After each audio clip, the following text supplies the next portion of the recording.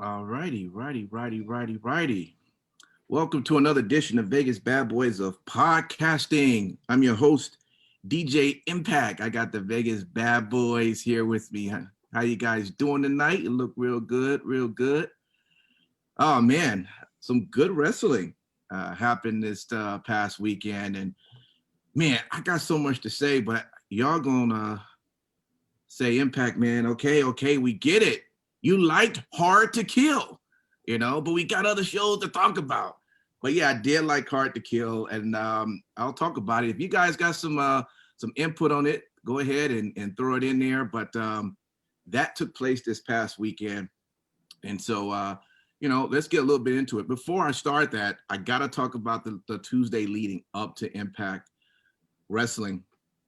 And before I get started, let me shout out everyone who is tuning in right now. We encourage you to leave a comment in our live chat feed, and we would try to get that information out, get you a shout out, and hopefully you're agreeing with someone. But even if you don't agree, we want to hear it so we can talk about it. So we thank all of you guys for being on our live show, and we thank everyone who's listening to the podcast for downloading and tuning in as well. All right, so Tuesday, I gotta tell you, I still do enjoy the so-called Tony Khan ads.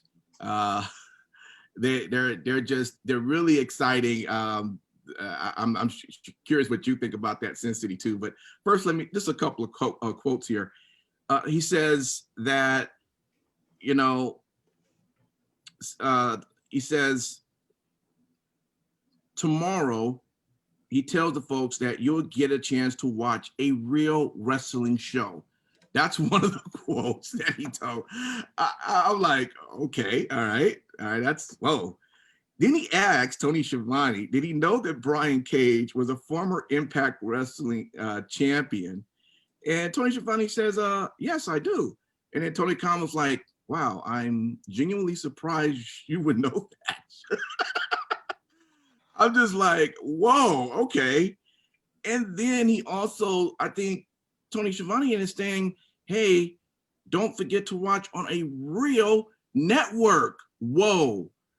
I'm like, okay, guys, y'all tell me, before I even go more in that, okay, we all understand access, okay? We talked about it so much. We understand it's not TNT, USA, okay? But how are you going to shit on their network? And that's like, all right to do. I mean, what's your take on that if you guys saw that? If you didn't see it and you just hearing it for the first time, what would you think when someone would say that about your network and you're going, wow, they let that through?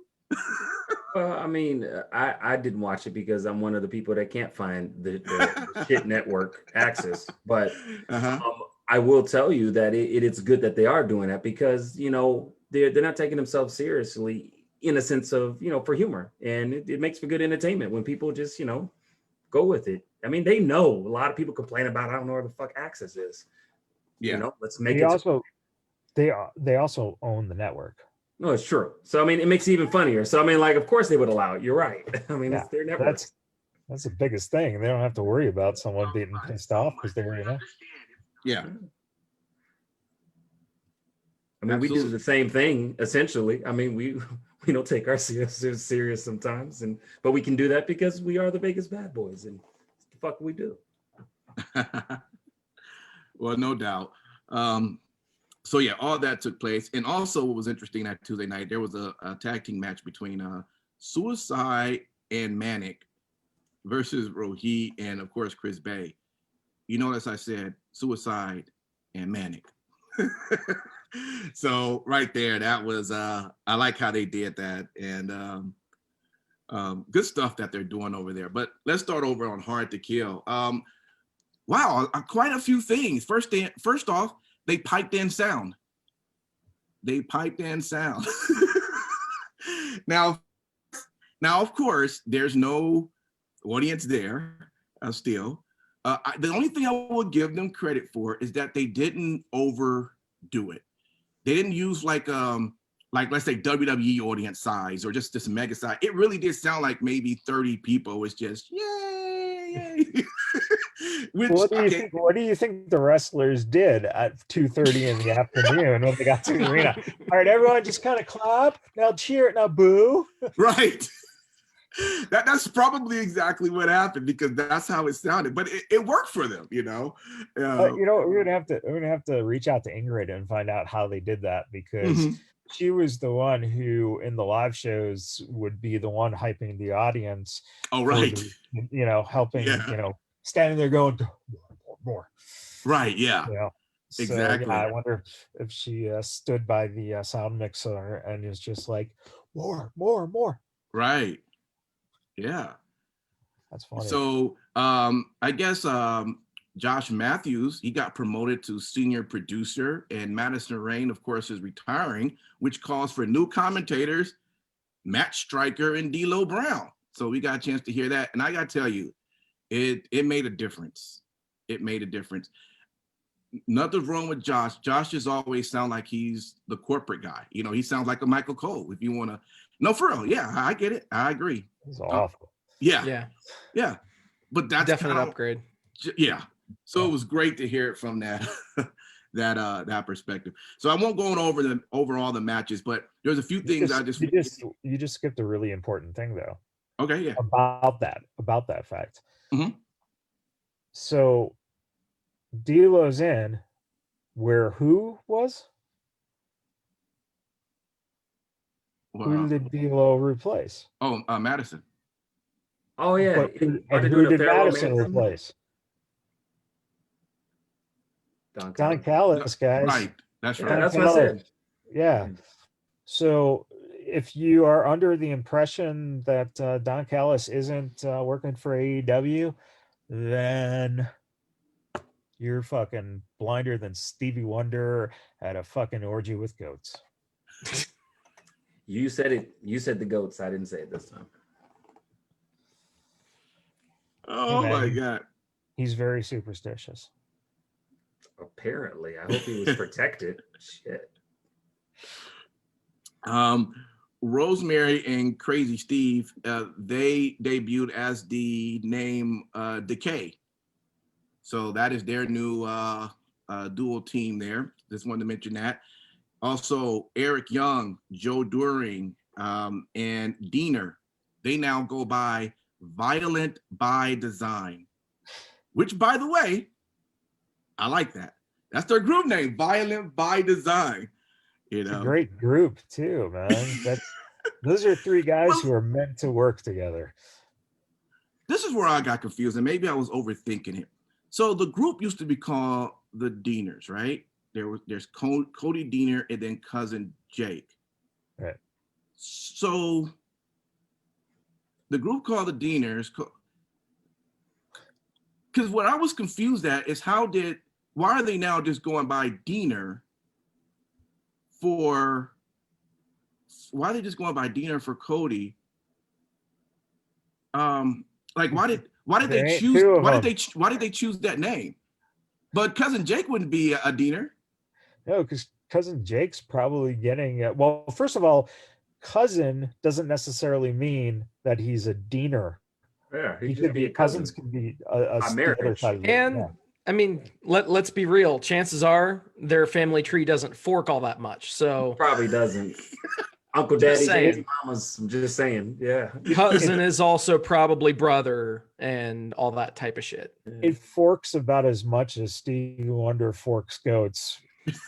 Wow. Is it something you want to tell us, Steve? This is the time. Yeah. This is the time. It sounds like we've turned into Vegas Bad Boys of podcasting. Also, genealogy for that is all in the heels. That's what we sound like we're doing, trying to figure out genealogy for Hicks. My honest answer to it is that cousin Jake is probably getting a new gimmick. Yeah. I just call him Diener. Why not? Sure. Fuck it. They tried something. Tri-screens is what they call it.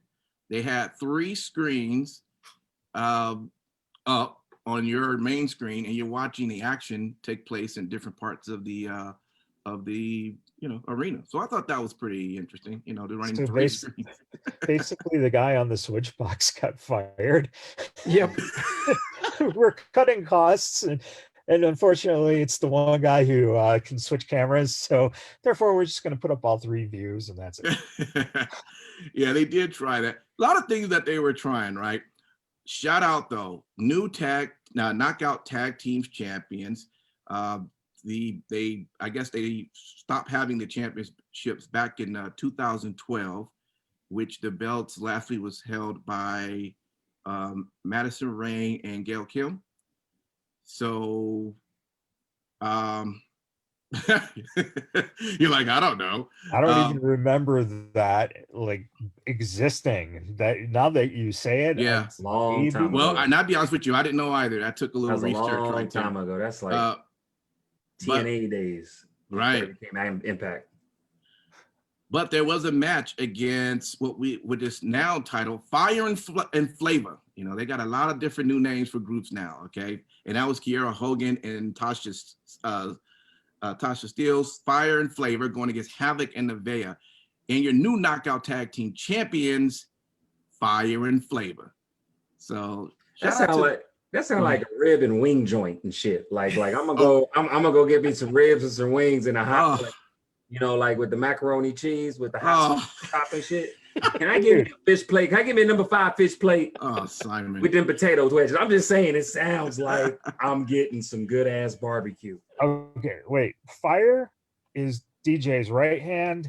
And Flavor. This is Flavor. Yeah. Oh my goodness. It almost sounds like Fire and Desire. It's also the name of Stevie Wonder's 2 favorite goats. So. Oh my gosh. The Goat Chronicles. I do have to ask you guys right quick though, because I was really trying to research this. As far as mainstream wrestling, have there ever been of an African-American female tag team champions before? And I'm just forgetting.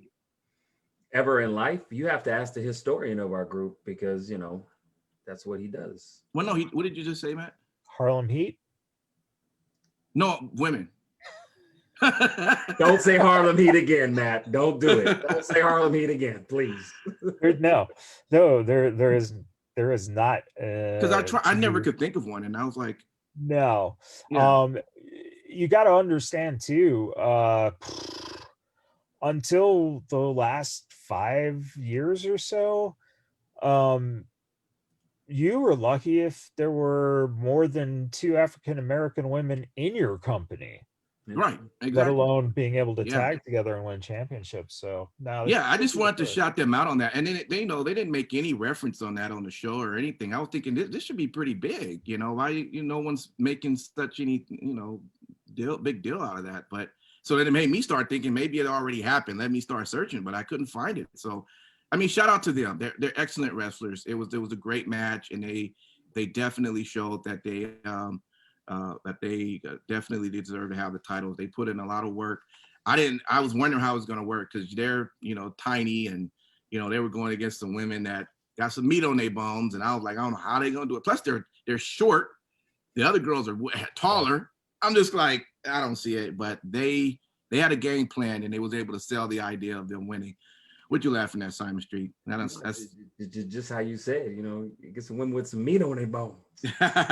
Goes with the whole, can I get a number 5 hot plate with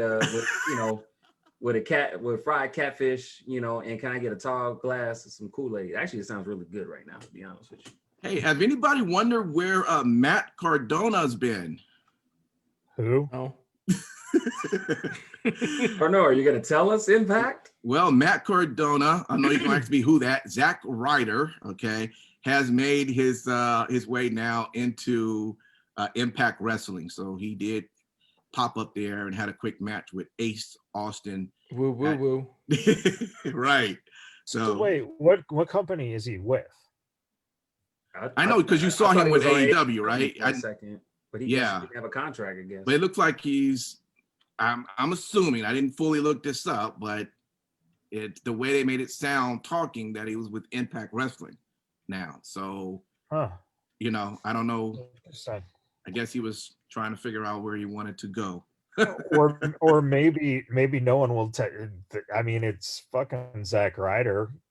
Why sign him? Yeah.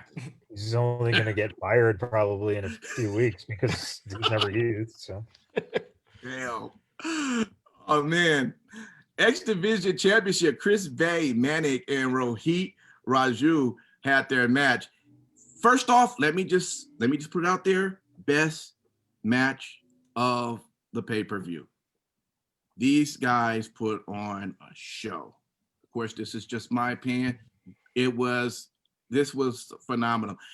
Rohit did take the mask off of Manik, guys. He did get that mask off, only to find out that Manik's face is painted. So we still can't see if that's TJP or not, which is what the whole goal. Man, this is great stuff, man. Very done well. Manik did eventually retain the title, but it was such a great match to see what these guys did. And, it's just funny. It's one of those matches where you go, well, Manik has got to win. But as you're watching it, you're going, well, maybe he's not going to win this. It's that type of a match that you're looking at. And Chris Bay, dude, he should just be, he's on a whole nother level, man. This guy is just going to be great, and the things he was doing, I haven't seen much of that being done. It's worth checking out if anyone hasn't seen that. Chris Bay is definitely the future. Shout out to him. And they also shouted out Future Stars of Wrestling again on the show by name. So shout out to that, man. They really getting some love with that. New Knockouts champion.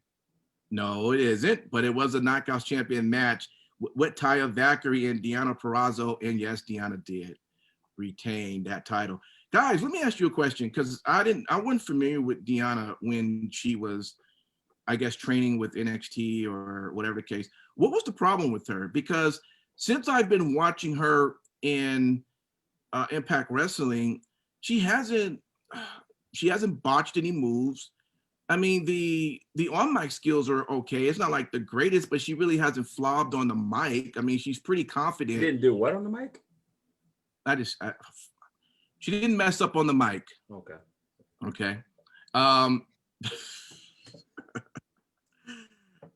So what was, now I did at one point say, hey, the one thing I did find that maybe could be a challenging is that whenever she wears outfits where her stomach is showing, it does show she has a little belly.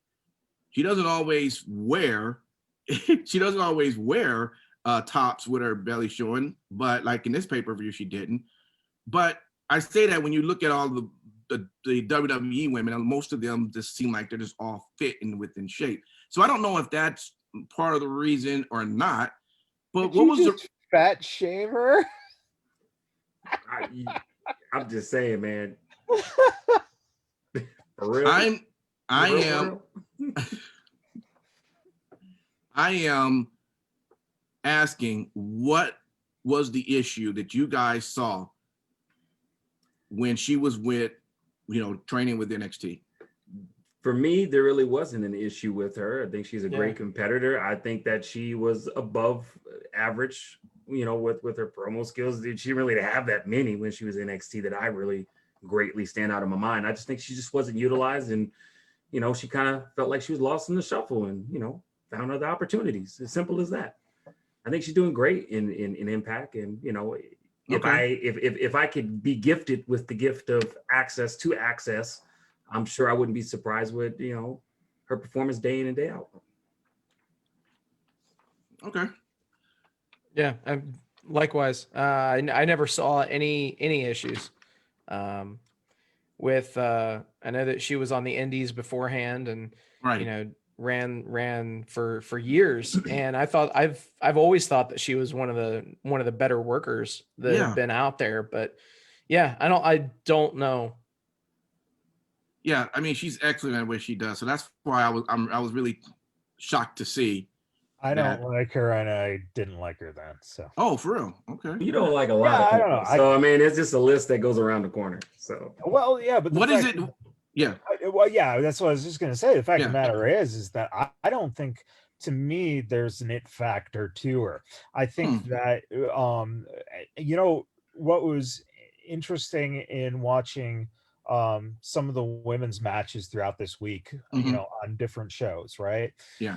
One of the things that really stands out to me is the fact that Liv Morgan, if she was in Impact or AEW, she would be a top star. But in the WWE, she's like, lower to mid, because of the fact that they have so many fucking women that just have the it factor, man. Yeah. And I don't think she has it. That doesn't mean she's not a good worker. That doesn't mean that she can't talk. It just means that there, to me, is not printable money right there. Charlotte Flair, printable money. Becky Lynch, printable money. Cha-ching. Mm-hmm. You know what? I definitely agree with Matt on that one too. And I'll give an example of someone in NXT presently who has all the qualifications. It's just there's something missing that does not make her a factor, and that's Ember Moon. For whatever the case may be, she has everything going for her. She's just, man, it's something missing in that recipe that's not making her an it factor. And Peraza's pretty much almost the same way. And it's good that she has the title while she's trying to figure it out. So that's a good thing, Yeah. Well, and just to that point too, you got to think too. She wrestled Taya. Now, Taya has the it factor. My question to you is, did Deanna wrestle well, or did Taya make her look that good? Well, I would definitely say, since we're talking about Taya did make her look good, because Taya is almost every match that I've ever seen her in, she's always great at making other people look good. I mean, she's amazingly, so. So that might be a factor in there too, dude. True. Yeah. And so you're wrong. Just accept what I'm saying and move on. It's all good. Well, for the record, I would say, being that you try to throw me under the bus, Deanna is a very beautiful and attractive woman. Okay. By all means, it doesn't matter how. Call her a bus. Oh, Jesus, man. Look, man, we already told you, man. I mean, you can only call a woman a boat if it's Natalya. Oh my God. You know what? I will say to what you said, that I think I know what you were saying.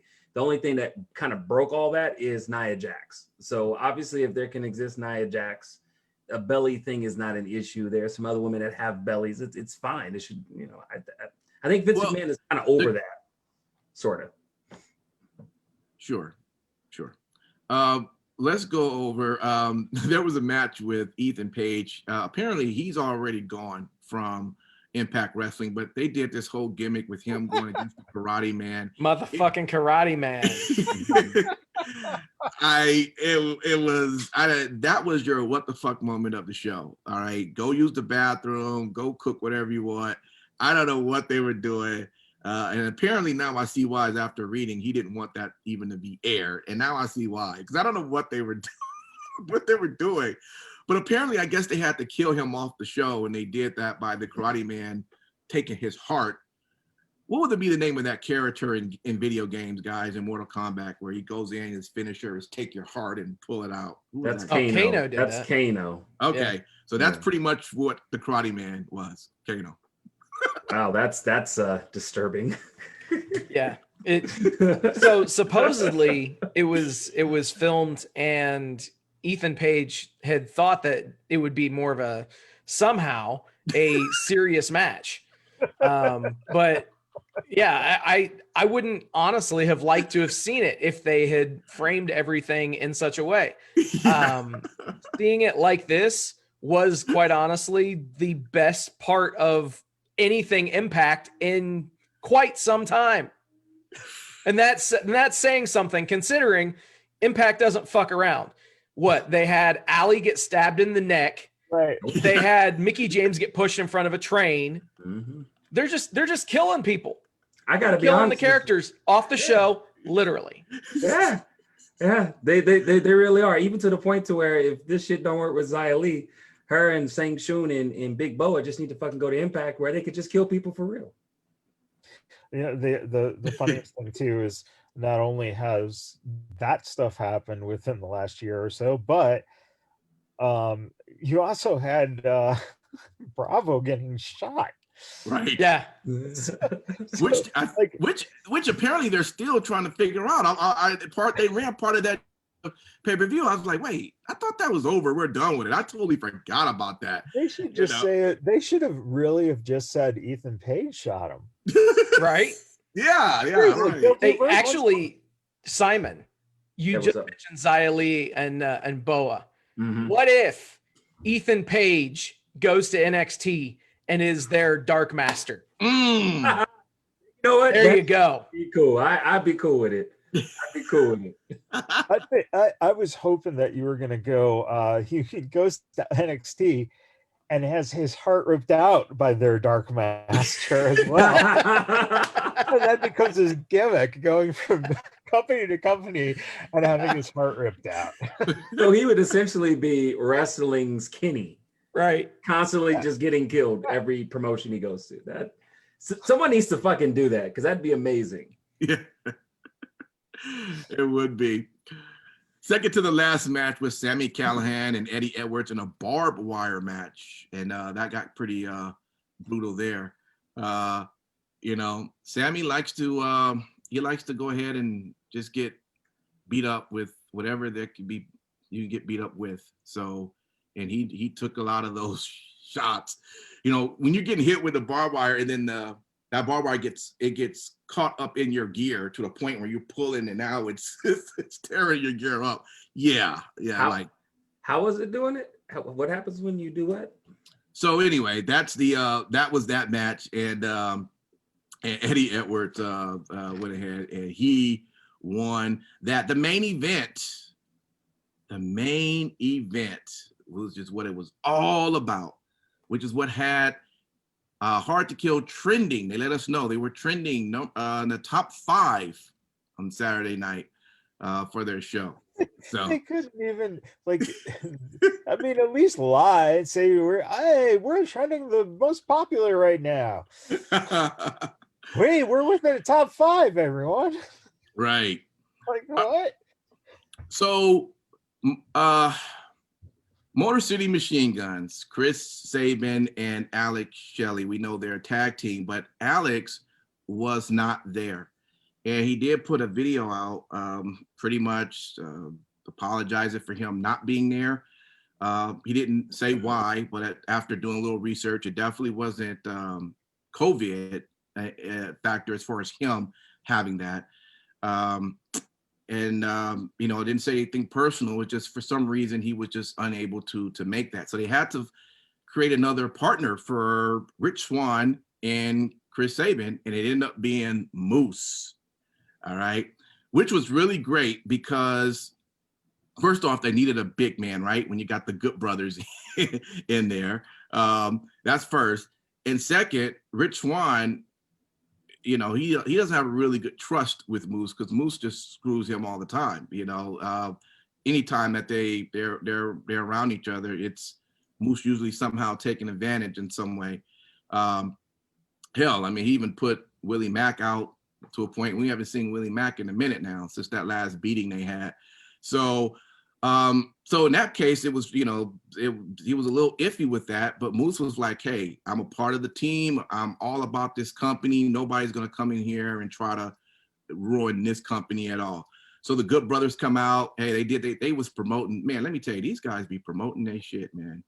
I mean, the hat, the jacket, they make sure you see it all. They do, they damn near posing for all of their gear. They're marketers. I'm not mad at them because even for a minute I was like, I wonder how much that hat there costs. That shirt looked pretty nice. So they were doing their jobs. And Kenny Omega of course comes out in a Bullet Club cutout t-shirt. Yes, he came out, and of course they did their match, and the match was good. It did highlight, all of the guys' strength. I mean, Moose took out all of them at a certain point. I mean, he made him look strong. I mean, Rich did what he normally did. And I mean, he looked great too. All of the flippity flops and off the ring and off the ropes and all the stuff that he does. Did he do any dancing? Any dancing at all? Well, fortunately, coming out, he did a little of that, but I would have preferred if he didn't do that.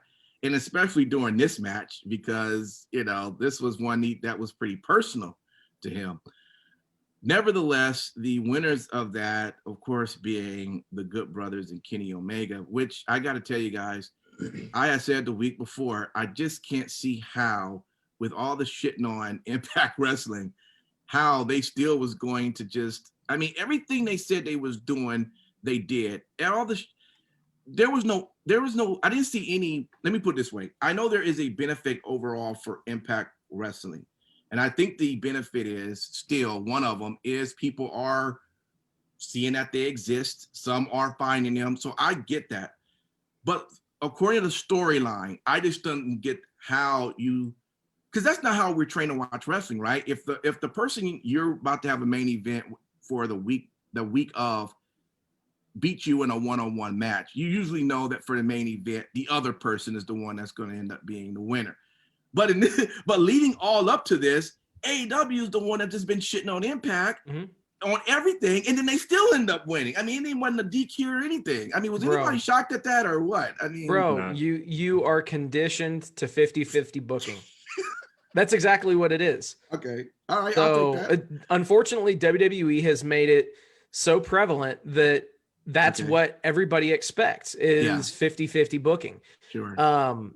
I did not see you know, the Good Brothers and Omega winning the match. So I was really surprised, but even more surprised was the fact that Omega pinned Swan.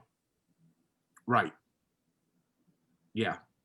That really was that was the other thing. Right. I could not believe that. Like, that was they already established the dominance just right out of the gate. There were times that there was already times that Rich Swann in previous shows was trying to leave the arena. He's the champion. He's the Impact World Champion. He's trying to leave the arena, but he couldn't go out the door because that's where Kenny Omega's bus is. Okay, so he had to literally go out a different way. I mean, come on, man. I'm. It makes sense. It all makes sense. I don't know why you're perplexed by this.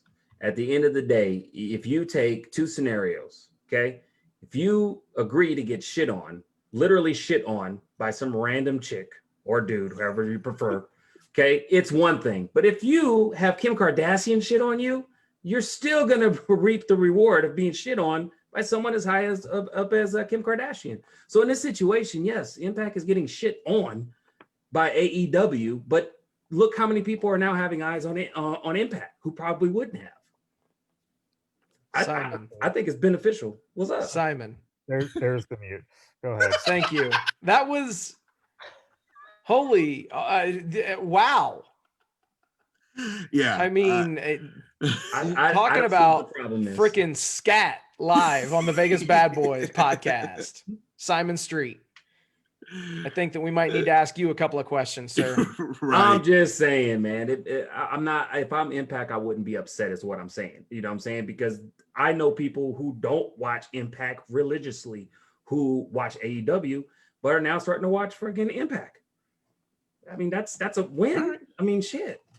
Well, I'm pretty much summing it all up. Did you want to add some of that, Michael? No, I've said all along it's stupid. You did say that. Yeah. For this, but whatever. Right. Okay.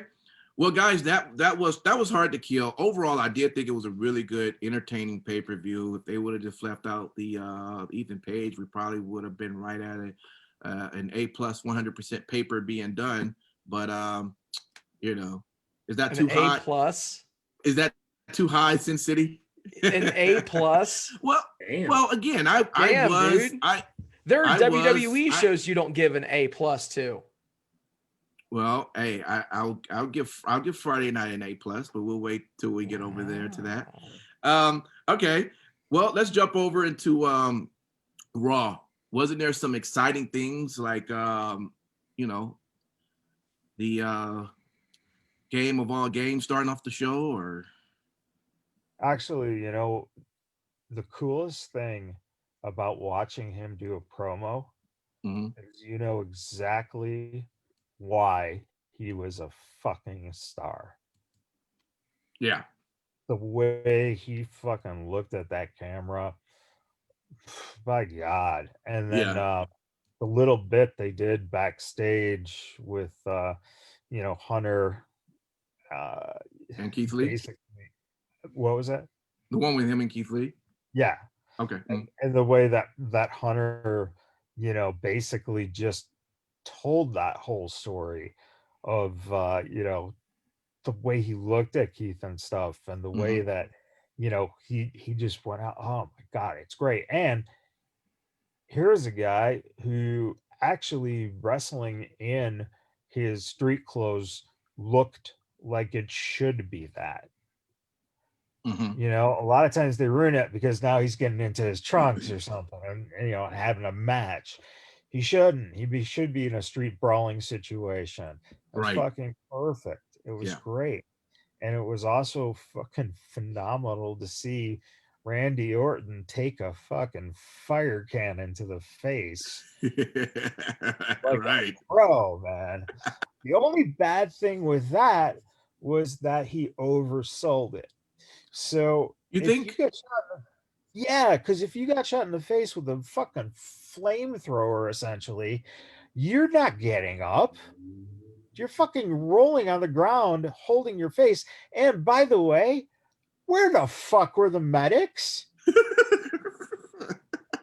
The medics must have been legends, so they were like, we're not going out there to help him. He's a heel. He doesn't get medic support. Yeah. See, Uncle Bruce, you guys either need to give them a union so they can get their med, or provide some kind of medical for them. Jesus. Right. But yeah, that shit was fun. Yeah. That was fun. The Adam Pierce swerve on Friday was, I think, my favorite build up this week, but I think that the whole Triple H stuff was my second favorite in terms of story. It was great stuff. Yeah. Also on Raw, I don't know. Let me just ask you guys, because maybe I'm drinking the Kool-Aid or whatever, but I watched the Matt Riddle and Bobby Lashley match, and I actually thought that was a really good match. I mean, Bobby beat the shit out of Matt. Matt got a few licks in, but it looked like it was a really good. Why are you laughing at me, Sin City? It hurts my feelings when you laughing at me. Oh, somebody give his ass a hug. Please, I need one, man. This quarantine shit is just bothering me. What am I wrong though? This was a good match. I really enjoyed it. Was I way off? Was it bad? And I just didn't know it. It was serviceable. I mean, it was good for what it was. I mean, I can only imagine the diatribe that Matt Michaels is about ready to unleash when speaking about his favorite wrestler in the world. Yeah, Mr. Robert Lashley himself. Yeah. I don't know, man. Well, I think not much impresses me on Raw, man. To me, it seemed like it was a better job in that match. Who had a better match, Riddle and Lashley or Riddle and MVP? That part. Well, I mean, of course, the MVP didn't go as long, but I mean, but it was still better than his match with Lashley, and he had just worked Lashley. Well, all right, I'll let that stay where that is then. All right. Well, other than that, is there anything else on Raw that you guys want to mention that, or Raw still horrible in the terms in you guys' feelings? Raw is something that you survive every Monday for 3 hours. We got to put some light though on that beautiful, beautiful relationship between Lacey and Flair. I don't know what oh. Good. I don't know what's more of a concern that I've been seeing in the internet sphere of people saying, you know, WWE is going to kill Ric Flair, or is it Evans going to kill Ric Flair? Because he's too young for him. I mean, if they fucking have their balls on them, they definitely do an angle where Ric Flair dies in bed with Lacey. Oh, that's horrible. It would be fucking amazing. With some Blue Chew on the side of the bed. Well, if Blue Chew's sponsoring, if if some other boner medication is, then you can put it there. But no, yeah, man, you have him, die in bed with Lacey, and then that gives Charlotte the motivation to fight her. Did any of you all see?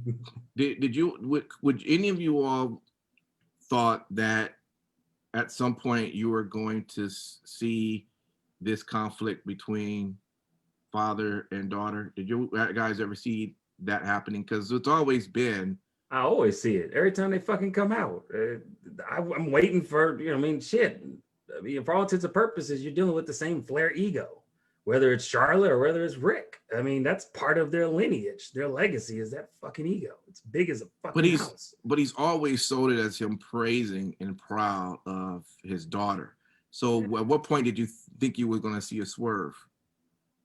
Because I'm just saying I didn't see that coming. The minute when not this week but last week when freaking Lacey was pulling her shit, he pushed it way too hard. He was like, all right, I'm with it. You young hottie, let me get it. You know what I'm saying? I guess I'm asking is, did you ever think that would have been a part of the storyline since the time that Charlotte has been with WWE?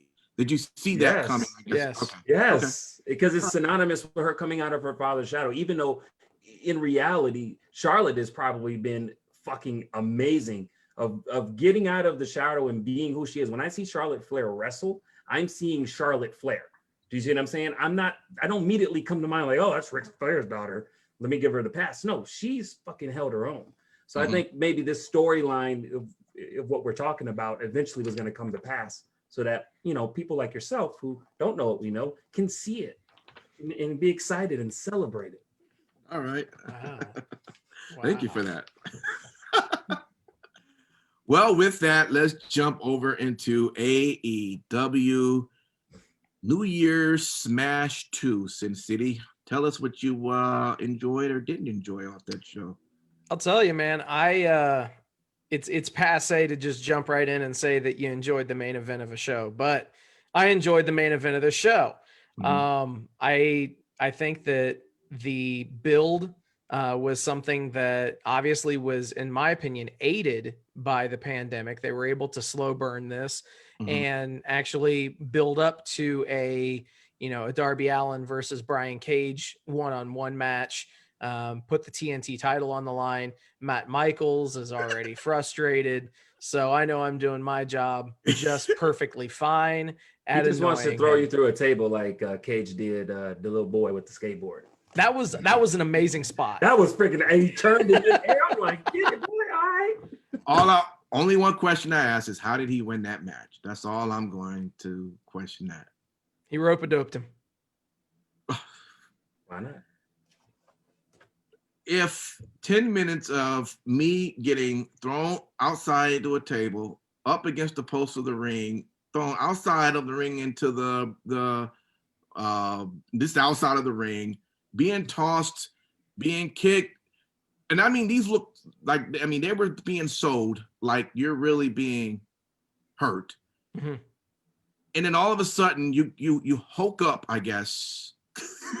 And now with your little self, he rises from the dead. Yeah, you somehow now just grab his energy and now you beat this monster who's been tearing you up for 10. I don't know. It was hard to. I'm not telling it was a bad match. It was enjoyable, but me trying to believe what I was seeing was like, So here's the thing that I have to establish right out of the gate. Okay. If they do this type of a thing every single time that they put Darby against a bigger opponent, then the fans will end up turning on him. I don't want to see him getting into the new and kind of revised version of Super Cena, which, you know, that was the biggest thing that turned me against the business for a while. And dare I say, quite a few others. Darby and his potential popularity to that of No, Cena. I'm not saying popularity. I'm not saying popularity. I'm saying that you can hit this guy with a truck and he comes back and magically he pulls out the win in the end. I'm just saying that they need to temper this and not have him go against all odds every single time and always win. That's all I'm saying. That for this occasion, the booking in this match was good. But I don't want them to use this formula every single title defense with him. Yeah, I think they definitely though need to stick with Sting coming out every single fucking time. So you're good. You're good, because if they stick with, you know, other ways, then at least Sting will continue to bury him by doing that. Jesus Christ.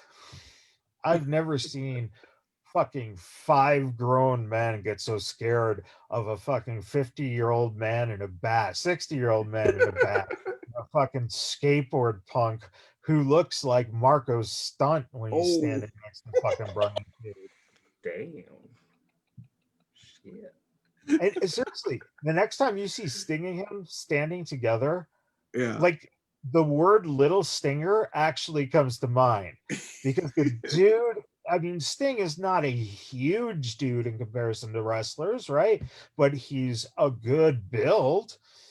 And then you go, people are talking about this kid holding the AEW title in the future? Jesus Christ. Come on, Michaels. Don't be so rash, man. When I see that, I look at what he can become. Very much how there's MMOs and you go level 1, that would be the skateboard kid. And then when you get to max level, you know, he turns into Sting. Why not? Because he's not a fucking high school kid who can have a growth spurt. Okay, if but he can go to the gym. He can go to the he can go to the gym and he can get bigger.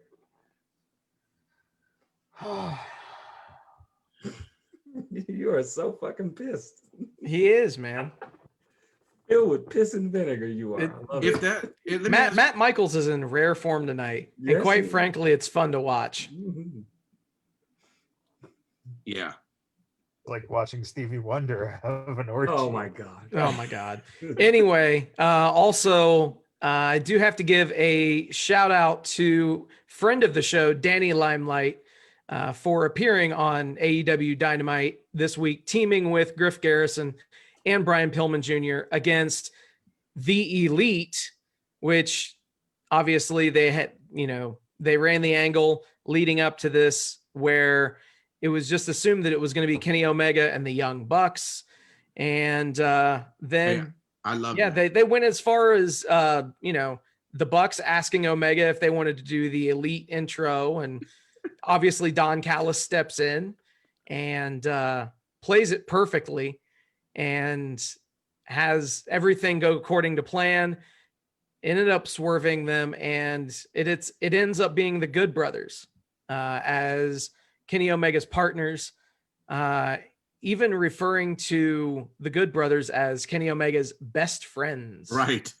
In the intro. That was awesome. That was probably my highlight of the shows when that happened. That was an awesome build and a great delivery. Yeah. But you know, I could be biased. I don't know. Maybe one of you guys can correct me on this, but in the actual match that ensued in this 6-man match, Danny Limelight was the MVP of that match. Am I wrong on that? Held his own. You're right. Dude had an amazing showing in that match. He looked very comfortable, like he was already a part of the brand. Yeah, I mean, for all intents and purposes. Yeah, awesome. Yeah, shout outs, man. That dude, he killed it. Yeah. So, Also, you on the show, we had the NWA women's title match with Serena Deeb and Tay Conti. Oh my God. By the way, I didn't know when I guess I never paid attention to that belt.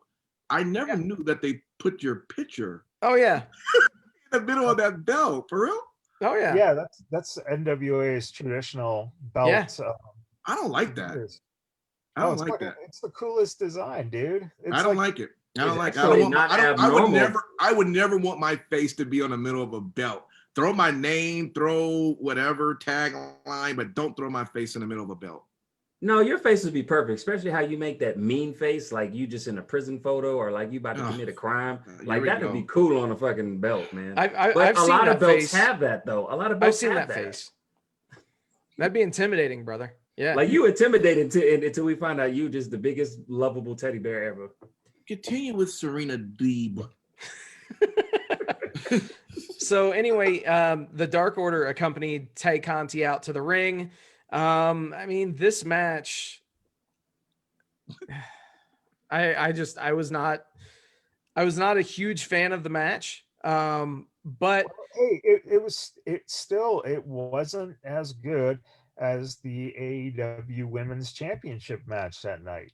You know, Michaels, you're right. There you go. There's a soundbite for you.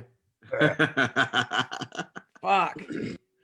No, it really does continue to show that AEW doesn't have an overly solid women's division, and that it's there. In my opinion, in 2021, that is something that they're going to have to address if they're going to get over a certain obstacle or, you know, mile marker. Maybe that'll help them to surpass 1 million.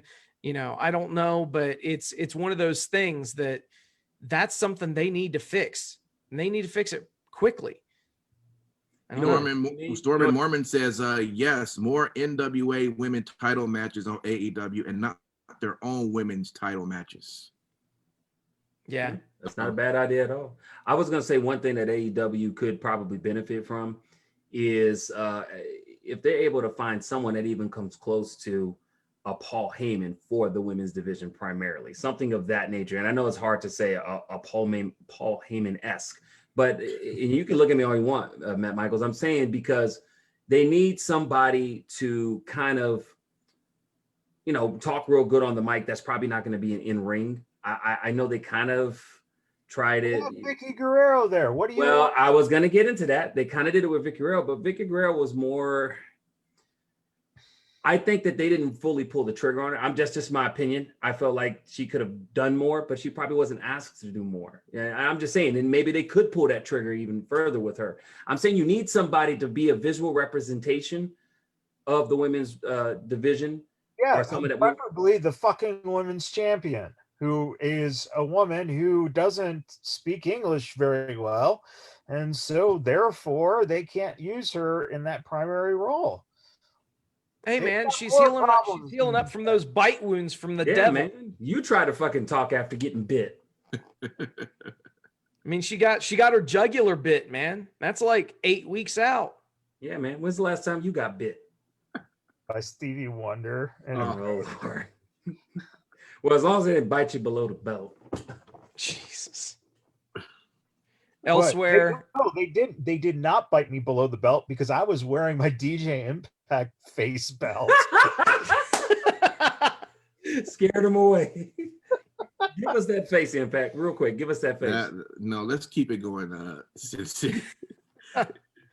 Elsewhere, dare I say, one of the other highlights of the show was the Inner Circle New Year's resolution spot. Yes. I mean, you've got all these guys out there cutting a promo. Obviously, they're all having a blast.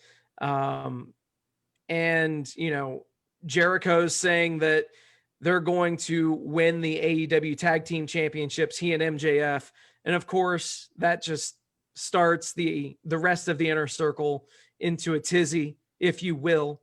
And Santana and Ortiz get upset with it. Sammy Guevara, accused him of being a a tag team slut. Even got a tag team slut chant started.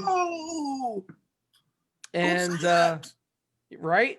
And then Jericho actually ended up setting up a triple threat tag team match for next week to determine the official tag team of the Inner Circle. Jericho and MJF versus Santana and Ortiz and the amazingly named team of Sammy Hager. That is Samu Guevara and Jake Hager. Right. They even did something on their website where they showed just the lower half of them, and they put like, it looked like they took Hager's like jawline in like his mustache, but they put the mouth of Guevara. Jesus. Wow. That's hilarious. You could clearly see it was Sammy's smile. Oh. Yeah. But yeah, that's pretty much the highlights on Dynamite. All right. Dynamite. Don't do that again. All right. Oh yeah. Chuck Taylor's obviously going to be Miro's little servant bitch. Forgot about that. That was a jobber match to start the show. Whatever. Yeah. Well. Miro. Let's go to that NXT, man. Yeah, NXT. You know what? NXT was a good show overall. I'm gonna touch more on Dusty Rhodes Tag Team Classic. Obviously the first rounds went out. I mean, the show did start off with singles match with Candice LeRae and Shotzi Blackheart. It was a good match. It was okay. Candice LeRae went over with the distraction from Inkheart. I always want to call her Inkwell. But yeah, let's get right into it. First round, you had Grizzled Young Vets versus Everrise, aka I call them Eversuck.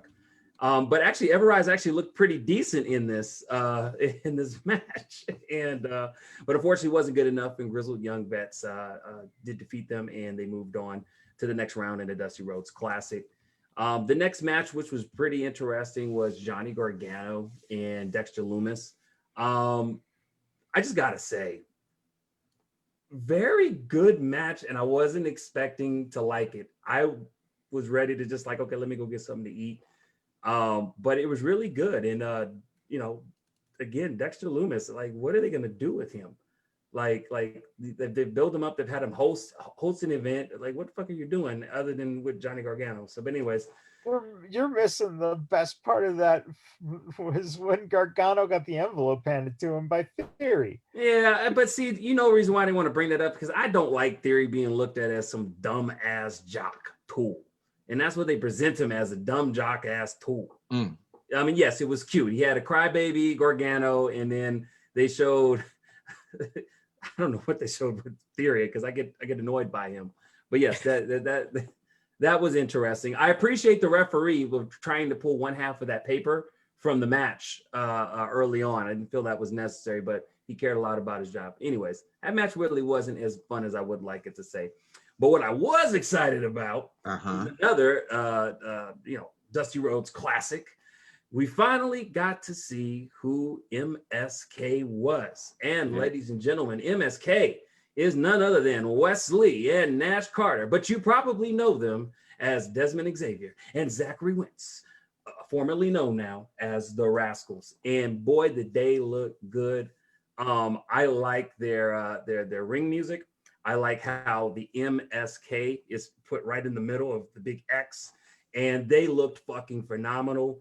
They were great. It was a highlight match as far as I'm concerned, seeing them out there. And I will be a little bit like Impact. I really wanted them to win, and they won. When they went against the team of Jake Atlas and Swerve Scott. Would you have thought otherwise? That they weren't going to go over? Right. I would have been upset if they hadn't gone over. Yeah, they were gonna bury him on their first. Exactly. No, I was trying to do what Impact does, because he brings excitement when he's about it. But yes, I was very pleased with the way they looked and whatnot. I mean, I'm happy for them. I'm looking to see what goes on. I hope they go all the way in the tournament. Definitely to the semifinals, if not win the whole damn thing. I'm gonna bring that up later on why I said the whole damn thing or the whole thing. But anyways, next we saw Xia Li go up against someone we don't know, other than the fact she got her ass handed to her. Xia Li is truly amazing. And what I did find about the match that was very interesting is when I think the girl was coming off an Irish whip and Xia Li hit her in the face. I almost thought that, because I watched on YouTube TV, that it was like a delay in voice or something, because the commentator said it late, like, oh my gosh. I was like, she's already on the ground. What the hell? But the hit was that quick. Xia Li has lightning fast Lord Raiden, aka Kung Lao from Mortal Kombat. Sang Shun has endowed her with those powers, and so she beat the shit out of her. Other things that were mentioned too, and before I get to the very final match, is exciting. Is you're going to get a Dusty Rhodes Women's Cup tournament, and so I'm excited about that. A couple of names were already mentioned throughout the night. You had Shotzi Blackheart and Ember Moon, who are going to be in the tournament matching up together, and they are going to win the whole thing, according to Ember Moon. So other teams that were mentioned as well is, why are we laughing? Anyways, other teams that were mentioned as well. I already spent 2 hours watching the fucking thing. I don't need 2 hours now fucking relive. Oh, you know what? Take this finger, stick it in there, and spin on it. Because I haven't even encroached even close to what Impact did. Please and thank you, sir. Anyway. Yeah, but Impact was covering a show that cost $40 to watch. Yours is a fucking free show that, good God, it's only a fucking 2-hour show. It's not a pay-per-view, for fuck's sake. Oh my gosh, you just take the air out of anything fun in life. My fuck's sake, man. Until anybody can convince me otherwise, MSK stands for marijuana smoking kids.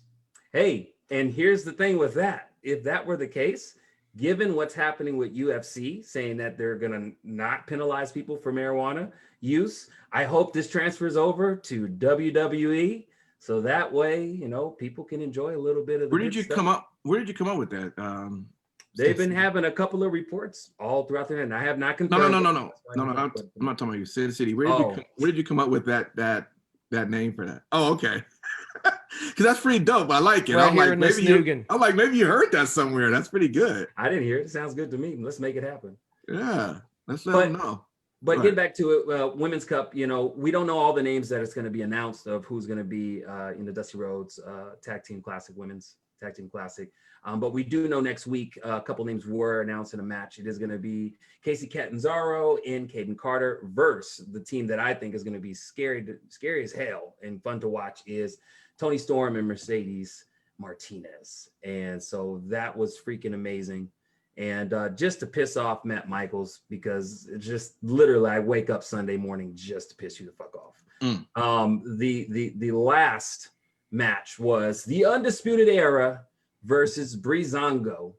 And Breezango looked really good in here. And I like the fact that they've been saying this for quite a few times, starting to use the phrase with Tyler Breeze, OG NXT. I really like that. I think that's something that should be done on a regular basis.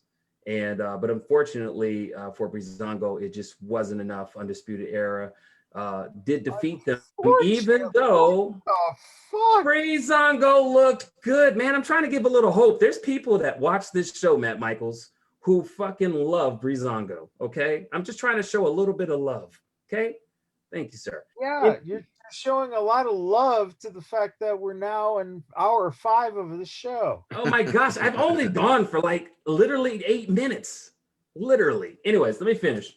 Besides the point, kudos to the Undisputed Era for actually winning, because at some point when I was watching, I was like, man, this is a distraction. Yeah, Kyle O'Reilly was about to literally have his jaw obliterated against, like, looks like the Stand by Pete Dunne and the NXT Tag Champions. Didn't happen. Finn Balor came out and stopped him. I was afraid that the Undisputed Era was not going to win, and I was like, wow, that would have been interesting as far as the tag team goes. The Dusty Rhodes Tag Team Tournament. Super excited for next week. And that was NXT. It was a fun show. I'm glad that I showcased all of it, and it only took me 10 minutes. Well, Storm and Mormon did say thank you, Simon Street. So thank you, Storm and Mormon. I appreciate it. He was happy I did it, Michaels. Oh man. Well, Michaels is going to show us how it's done, right? Let's move right over into Friday Night SmackDown. What's your take, bro? Paul Heyman, Roman Reigns, and Uso, and Pierce, and Kevin Owens. Brilliant, brilliant, brilliant. Amazing, amazing, amazing. Sami Zayn, we saw his asshole. Jesus Christ. Holy shit. And the cameraman zooms into his ass. You know what's funny about that, Michaels? With all of the technology display with that 8K camera they were showing on Friday Night SmackDown, I'm glad they didn't decide to use the camera for that angle. Oh, Jesus. What? Good God. Well, before you even go deeper into anything else in the show, what did you? Oh, sorry. You almost you want him to go deeper? Is that with before or without you go any music? deeper into Sami Zayn's asshole? All right. Hello. 8K. What did you all think of the using of that? Of course, they've been using this camera in the NFL, and it's been looking amazing. It looks like really a high definition video game in many aspects to it. But it looked great. What was your guys' take on it? I think it's great for entrances. I don't think I've seen any examples of when it was used outside of that, but entrances at the right time, like Roman Reigns particular, and I think even Apollo, because Apollo was one that I remember that stood out greatly. When you do it at the just right moment, it looks fucking sweet and fantastic. So just to let everybody know who haven't seen the 8K camera, apparently it looks kind of like portrait mode on your iPhone. It has a very clear picture, focus on the person right in front, and behind it starts to get very blurry. But yes, I would agree. Definitely for interests, it did look good. Were anybody shocked that NFL gave up their that camera for them to try out that night? No, it's the same. They work for the fucking same. Or it's the same company, Fox. I mean, Fox is like whatever's going to make money for all of us. Why not share the resources? No doubt. Fox might have been the one who said, "Here, use this camera, see if it works for you." Sure. Yeah. Absolutely. Because it ain't on Raw. I mean, Apollo looked great, when that came out on that. Yeah, he looked really good. But speaking of Apollo, man, why was he in Roman Reigns' room? You got any info on that? So he could finally learn how to fucking wrestle. Finally get a personalody. Damn. That's what it is right there. Yeah. It just comes down he to can definitely wrestle. Yeah. Well, maybe. I don't know. Still haven't really seen yet. Oh, damn. What the fuck have you been watching? Stop shitting on him. Come on. Well, I think Simon hit it on the head. What have you been watching? Not Apollo Crews. I just meant to span up his career, but I see your point. Not making him a bathroom break match, Matt Michaels. But continue. The fact of the matter is that if you can focus that type of intensity into him, where he doesn't have to oversell it, Roman Reigns is on cue with how he's just so relaxed in doing his his vignettes, his personality and stuff. If you can transfer that kind of thing onto a guy like Apollo Crews, then he has a little bit more hope. And it also depends how many people have COVID that week too. Yeah.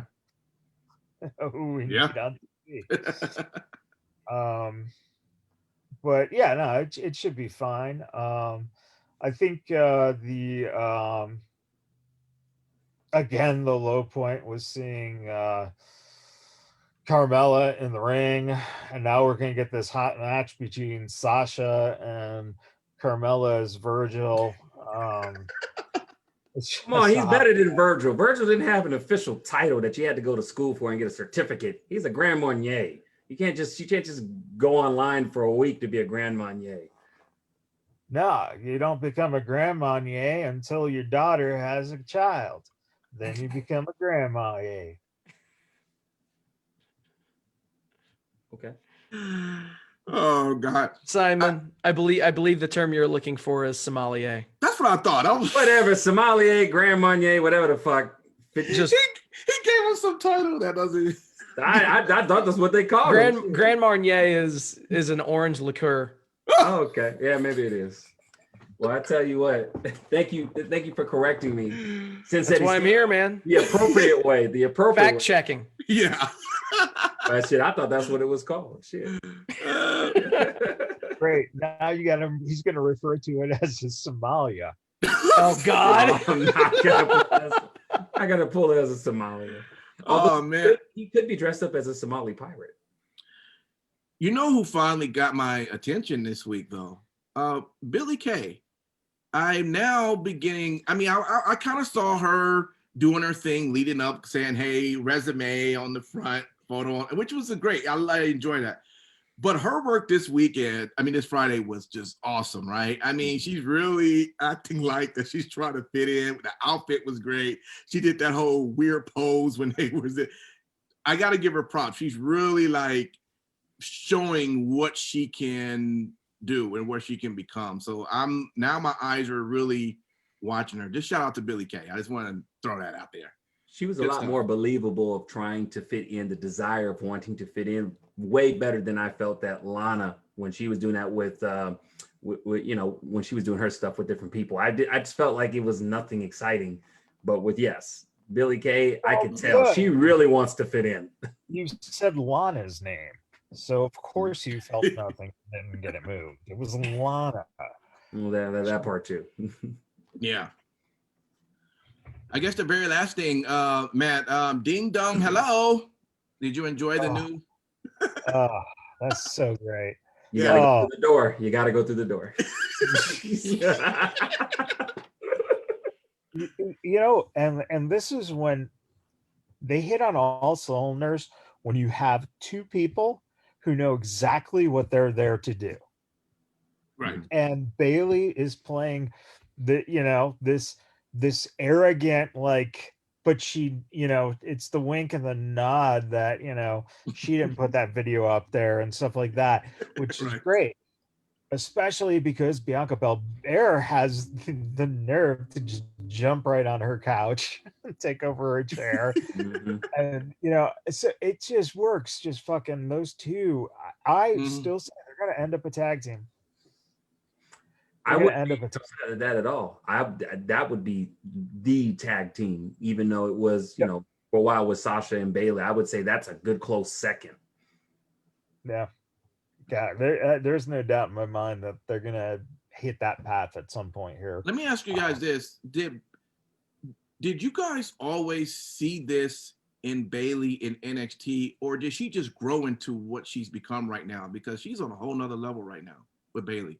I knew she would be great, but not how this journey has portrayed. I knew in NXT that she was something fucking great. And I think a lot of people probably knew she has that it factor, how much versatility she has, as she's shown us.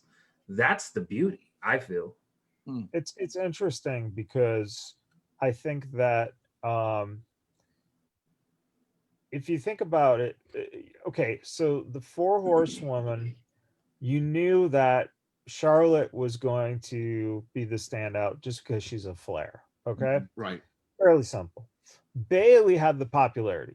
Bailey was John Cena-like to the young fan base, right? Right. So you had to then be able to transition her into something that extends and allows her to develop something outside of the typical baby face type thing she was doing. As soon as they started doing that, she becomes solidified. Becky Lynch just happens to get punched in the face, and it's the best thing that ever happened to her because she gains another realm. Well, it's not the best thing that happened to her. She got pregnant, so it's the second best thing. Yeah, she wouldn't have gotten pregnant if she didn't get punched in the face. Anyway, so the Go ahead. I'm sorry. But it comes down to that. I think it makes me excited to think that Sasha Banks still hasn't had that particular point, where you can point your finger on it yet. She might be coming into her own very, very shortly, to the point where you could argue that any one of the four of them, I think she's just a little bit behind, are the best wrestler of today. I agree. It's unfucking imaginable how they've gone from what would have been good women wrestling to arguably people who are the standouts on the show.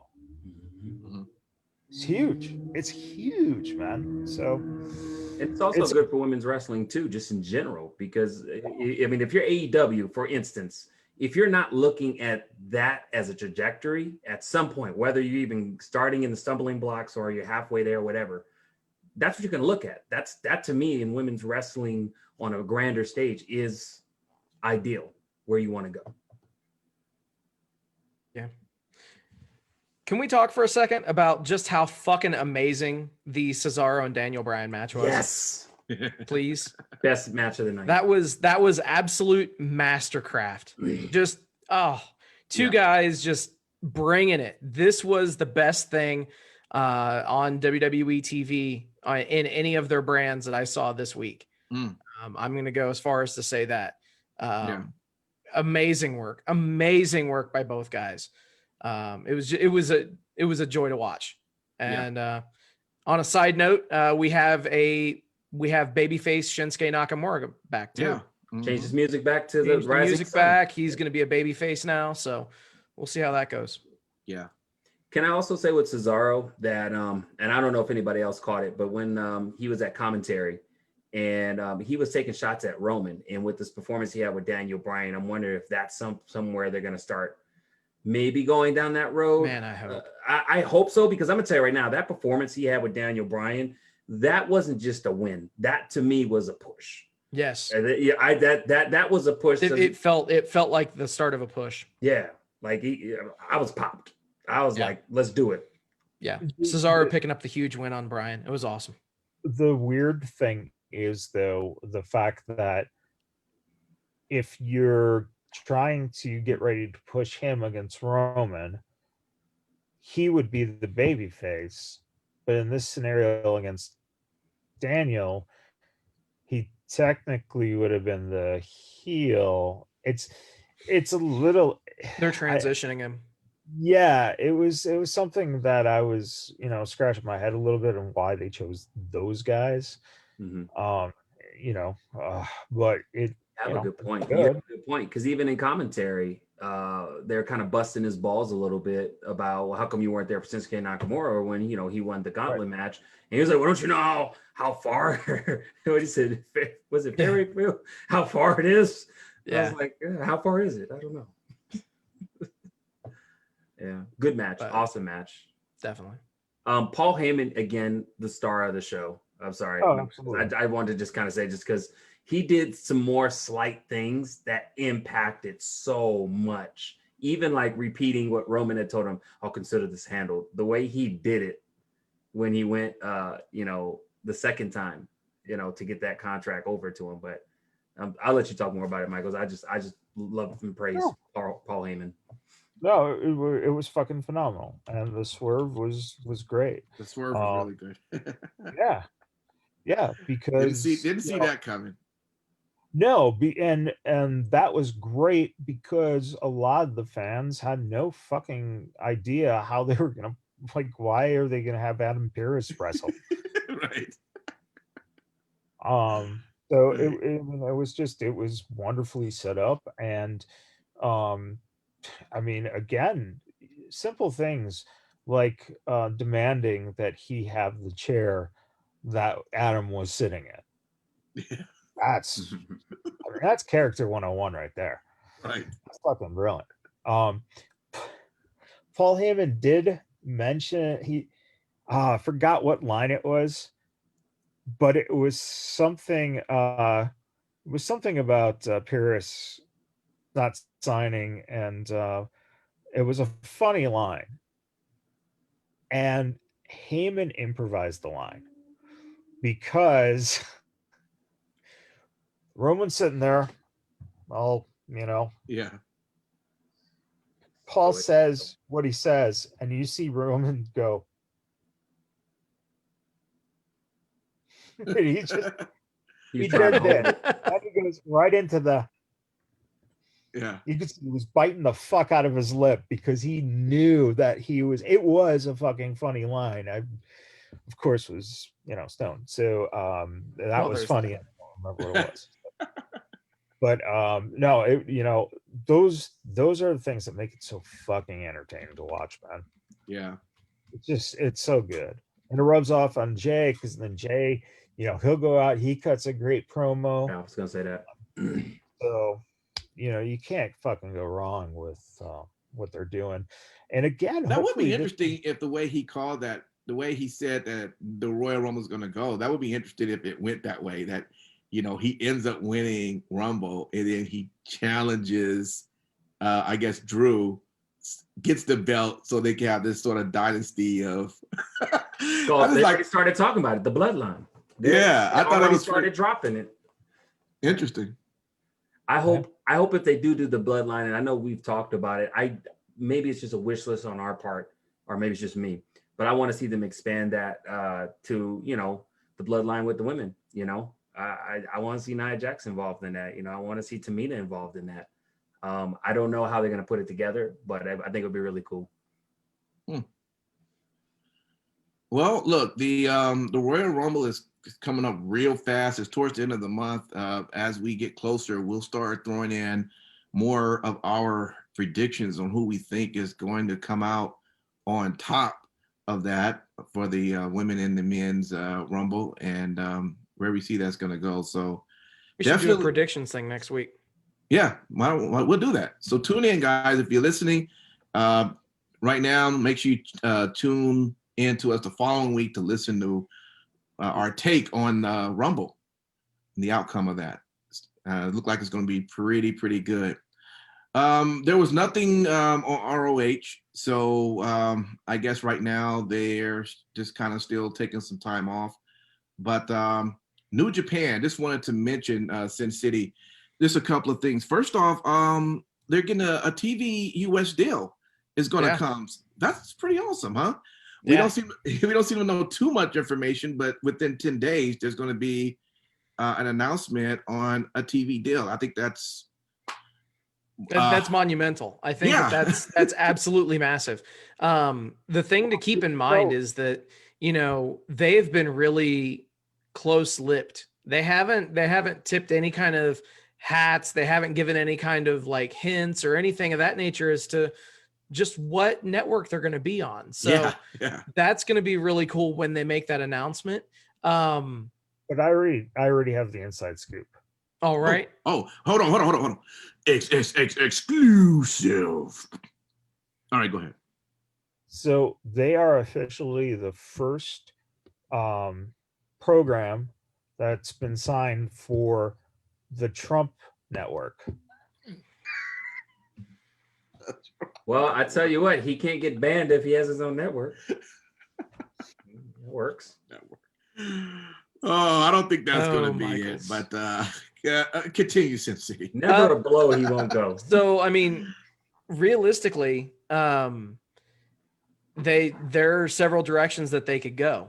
They could go back to Access, but as was mentioned in an article from Cultaholic, which referenced Dave Meltzer, which take that with a grain of salt, whatever, that this was not the announcement. So Access is not the TV network in question.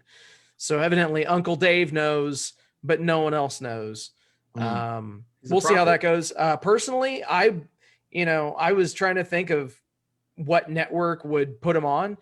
I would absolutely love to see something worked out for one of the ESPN networks for New Japan. Yeah. That actually would be good. And I think that they could handle that product decently to where they know. The main reason why I'm saying that is because that franchise, that brand and how it is portrayed in Japan is treated as a sport. Oh, It right. is Yeah. treated with legitimacy over there. So they're going to go those lengths to make sure that it's portrayed as such, Right. and it fits right in with ESPN and their sports branding. Makes sense. The only problem, though, is that ESPN has been strapped for cash. So that would be the only like red flag for my, I would think that would be a pretty smart, a smart route. Be really fucking awesome if they work something out with Fox One. That'd be hilarious. That would be hilarious. Yeah. But yeah, put it on ESPN Plus. Fuck it. Yeah. I'm cool with that. I have ESPN Plus. Same. The other news that came out of New Japan, as we've already been hearing, that Jay White, apparently now his profile has just been removed from, it's been removed. Yeah. And Tony Schiavone supposedly threw some sort of cold water on him and with joining AEW. What's your take on all of this that you're hearing, Sin City, with Jay White? What do you think is what is happening, and where would you like to see him go? He re-signed his contract a couple of years ago. This is all the work. Okay. Yeah, unless New Japan is that's what Tony said, right? Unless New Japan is being dumb as shit and let him out of his contract at a time where he's extremely marketable and just so happens to have nothing going on, so that he can start a brand new storyline. Right. Yeah, I all signs point to a work.